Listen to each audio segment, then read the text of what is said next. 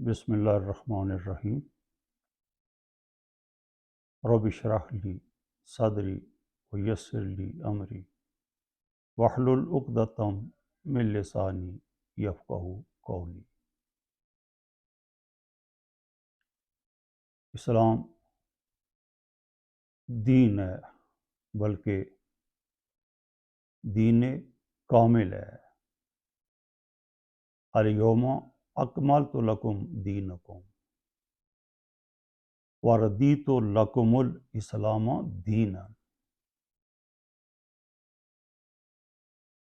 دین کا معنی نظام زندگی ہے۔ اس کا مطلب یہ بنا کہ اسلام ایک کامل اور مکمل زندگی کا نظام ہے۔ اس کی تعلیمات یا اوامر و نواہی ساری زندگی پر محیط ہیں۔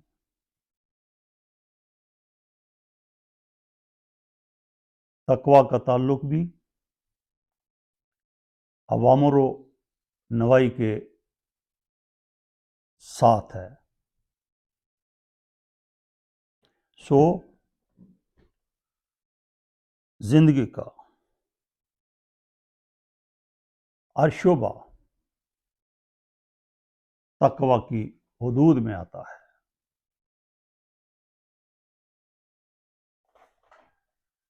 چند ایک آیات اس کے ثبوت میں پیش کرنے کی جسارت کروں گا۔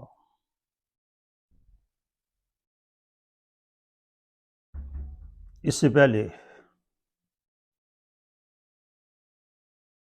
اجتماعی زندگی اور معاشرتی زندگی، اسلامی معاشرتی زندگی یا اسلامی معاشرے کی بنیاد یا اسلامی معاشرے کی پہلی اکائی نکاح ہے۔ نکاح ایک مرد و ایک عورت کے درمیان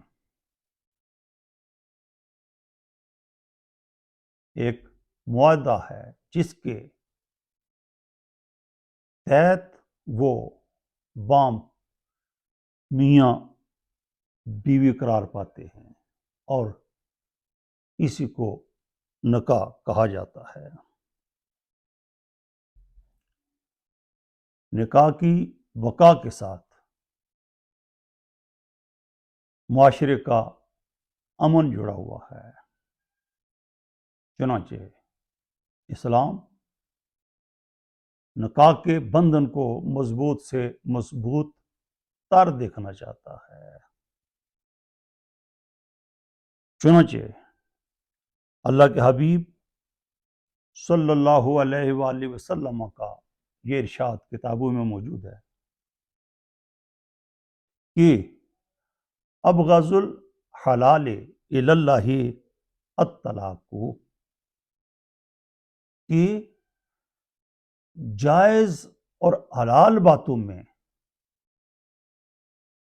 نہایت ناپسندیدہ بات طلاق دیا جانا ہے۔ گویا کریم نبی صلی اللہ علیہ وآلہ وسلم بتا رہے ہیں کہ میرا رب نکاح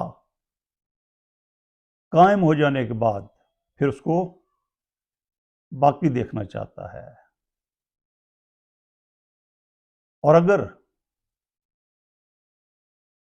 بامر مجبوری بعض اوقات ایسے حالات پیدا ہو جاتے ہیں کہ نکاح کا باقی رہنا ممکن نہیں رہتا، تو ظاہر ہے ہمارا دین دین فطرت ہے، یہ اب انسانی فطری ضرورتوں کو سامنے رکھ کر کے احکام دیتا ہے۔ چنانچہ نکاح باقی نہ رہنے کے ماحول میں، رہ سکنے کے ماحول میں اجازت دیتا ہے کہ خاوند اپنی بیوی کو طلاق دے دے۔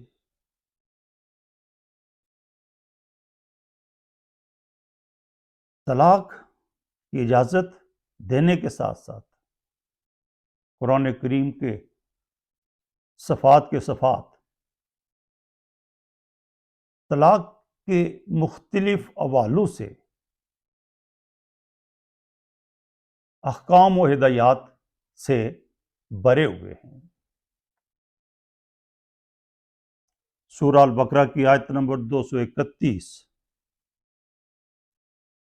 اعوذ باللہ من الشیطان الرجیم میں بسم اللہ الرحمن الرحیم، وَإِذَا طَلَّقْتُمُ النِّسَاءَ فَبَلَغْنَ أَجَلَهُنَّ فَأَمْسِكُوهُنَّ بِمَعْرُوفٍ أَوْ سَرِّحُوهُنَّ بِمَعْرُوفٍ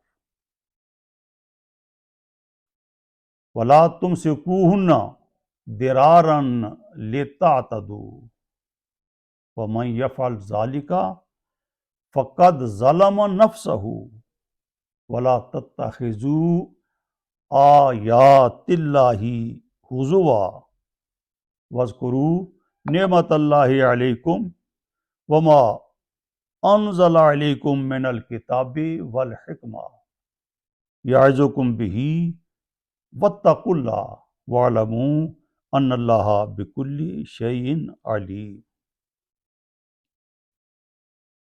اور جب تم بیویوں کو طلاق دے چکو،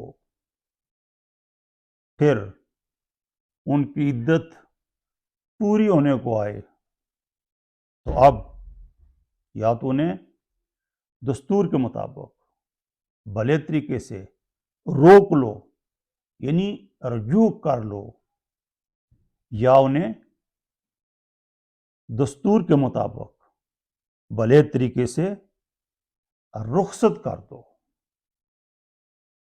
اور تم انہیں اس لیے نہ روکو کہ تم انہیں ضرر پہنچاؤ گے، انہیں زیادتی کا نشانہ بناؤ گے، اور جو کوئی ایسا کرے گا وہ اپنے آپ پر ظلم کرے گا، اور اللہ کی آیتوں کا مذاق نہ اڑاؤ، اور اپنے اوپر اللہ کی نعمت کو یاد کرو، اور اس بات کو بھی کہ اس نے تم پر کتاب و حکمت اتارے، وہ تمہیں اس کی نصیحت کرتا ہے۔ واتقوا اللہ، اور تقوی اختیار کرو، جان لو، جان رکھو کہ بے شک اللہ ہر چیز کا علم رکھتا ہے۔ بتایا طلاق دے چکو تو پھر دو ہی صورتیں باقی رہ جاتی ہیں، یا تو عدت ختم ہونے سے پہلے ان کو روک لو، رجوع کر لو، اور یا انہیں عدت پوری ہونے پر جانے دو، رخصت کر دو۔ ان سب صورتوں میں ظلم نہ کرو، آیتوں کا مذاق نہ اڑو، یعنی اگر تم ان احکام کے خلاف کرو گے تو تمہارا یہ عمل اپنے پر ظلم کرنا قرار پائے گا، اور ایسا کرنا اللہ کی آیتوں کا مذاق کرنا بنے گا۔ پھر اس نے احسان جتاتے ہوئے بتایا کہ تم پر میں نے نعمتیں اتاری، کتاب و حکمت اتاری، اور اس کے بعد فرمایا کہ واتقوا اللہ، تقوی کا ذکر اب کیا، اور تقوی اختیار کرو، اللہ سے ڈرو، اور جان رکھو کہ ان اللہ بکل شعین علیم کہ بے شک اللہ ہر چیز کا علم رکھتا ہے۔ طلاق کے احکام بیان کیے اور ساتھ کہا کہ تقوی اختیار کرو۔ ظاہر ہے کہ اس کا یا تو مطلب یہ ہے کہ یہ احکام تقوی کے احکام ہیں، ان احکام پر عمل پیرا ہونا تقوی اختیار کرنا ہے، یا پھر ان احکام کے کرنے سے کی پابندی کرنے سے یا ان پر عمل پیرا ہونے سے تقوی حاصل ہوتا ہے۔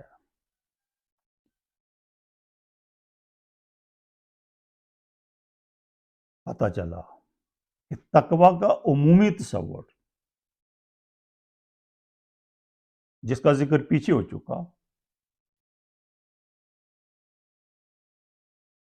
وہ غلط بھی ہے، اور اس کا تعلق صرف اور صرف ذاتی و انفرادی زندگی کے ساتھ بنتا ہے، جبکہ سورہ بقرہ کی آیت نمبر 231 جو میں نے ابھی پڑھی، اس کے مطابق تقوی کا تعلق ہماری اجتماعی زندگی کے ساتھ بنتا ہے، اور اجتماعی زندگی کی خشت اول یا پہلی اکائی جس کو نکاح کہا جاتا ہے، وہیں سے تقوی کا حکم شروع ہو جاتا ہے، اور نکاح و طلاق کے احکام بیان کرنے کے بعد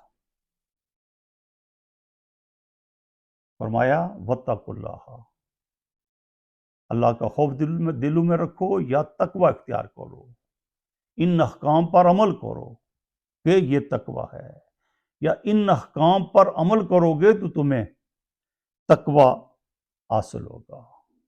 تو اس طرح بتایا کہ تقوی کا وہ مفہوم صحیح نہیں ہے کہ یہ بندے کا انفرادی عمل ہے، بلکہ تقوی اجتماعی زندگی کے ساتھ بھی اسی طرح کا تعلق رکھتا ہے جس طرح کے انفرادی زندگی کے ساتھ اس کا تعلق بنتا ہے، بلکہ اس آیت کی روح سے اجتماعی زندگی کا آغاز ہی قرآن کی تعلیم بتاتی ہے کہ تم تقوی کے ساتھ کرو، واتقوا اللہ، تقوی کے ساتھ کرو۔ پتہ چلا کہ تقوی ہماری اجتماعی زندگی کے ساتھ اسی طرح کا تعلق رکھتا ہے جس طرح کہ ہماری انفرادی زندگی کے ساتھ۔ وسلام۔